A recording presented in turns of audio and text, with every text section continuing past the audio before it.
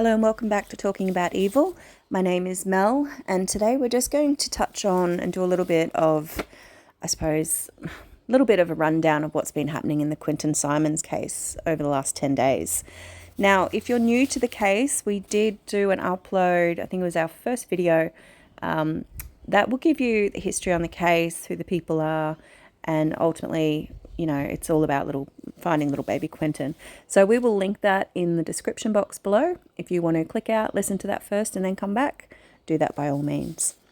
Okay, so since our last video, what we've noted a lot more YouTube creators heading to stand and protest out the front of Quinton's family's home.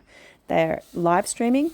I think we're up to about five decent-sized, well-known YouTubers that are out the front of Quinton's family's home, and 7 protesters have been arrested.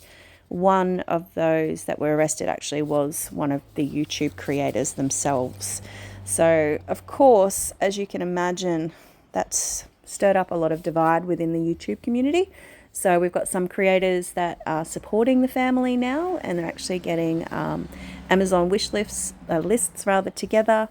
Billy Joe's receiving jewelry, pizzas and so forth are being delivered. And then, of course, we have the other side where some people are, really against people protesting, against people making such a racket in the neighborhood for the other neighbors and people that are, innocent within all of this. And of course, then we also have the people that are all for the protesters and making life uncomfortable for Billy Joe and Leilani and family. So I think there's probably a bit in the middle. We understand people's frustration, but, we've always got to be thoughtful of other people around us. Now, the search is still going on for Quinton in Landfill because, just a quick recap, police do believe that Leilani she's the number one suspect in her son's death. And they believe that Leilani dumped Quinton in dumpsters a little distance from where she lives. And from there, he has actually ended up in landfill. If we've noticed anything, I suppose, really obvious in the case, it's just been a lot of the social media drama. And unfortunately, it reminds us a little bit of the Summer Wells case, where this little boy's disappearance and likely death has become entertainment for many, many people, and a way of making money, which I'm all for. People that actually work and research and upload, everything on YouTube takes time, of course, but when you are doing it just like cash apping, just to make extra money off streaming entertainment, like protesters being arrested and so forth, it makes me feel a little bit uncomfortable.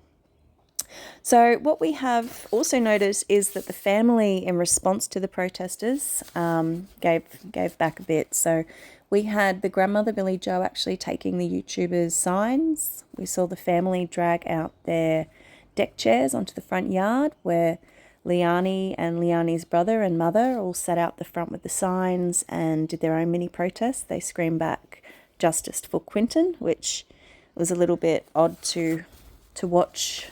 The suspect actually out there screaming "Justice for Quinton." That was an interesting one. We saw Billy Joe place a disco light out the front near her fence. We saw Billy Joe and family apparently place fish guts all over the front lawn where the protesters were standing and across the road. The memorial that the public actually donated, lots of beautiful little toys and balloons and so forth for Quinton. We saw that be removed by the family to the backyard. So lots of things that there seems to have been a strong reaction to the YouTubers' presence there. That's been quite obvious. Unfortunately, through all of this, there's been no arrests. Nobody has been named a suspect further. So it's just Leilani that's a suspect. And it just seems like, we must be patient, but at the same time, everybody just wants this little boy found and some kind of respectful burial. And, what is justice, I suppose, when, this little boy lost his life, but certainly would be nice to see those responsible behind bars. That would be a great outcome to this case. So that's about it at the moment. One more thing, Liani has actually left the property. She's no longer under Billy Joe's roof. Apparently she left a few days ago. Where, the public does not know, but I'm sure the police are keeping a close eye on her. I think everybody in law enforcement learned a pretty big, embarrassing lesson with the laundries case that recently happened in Florida.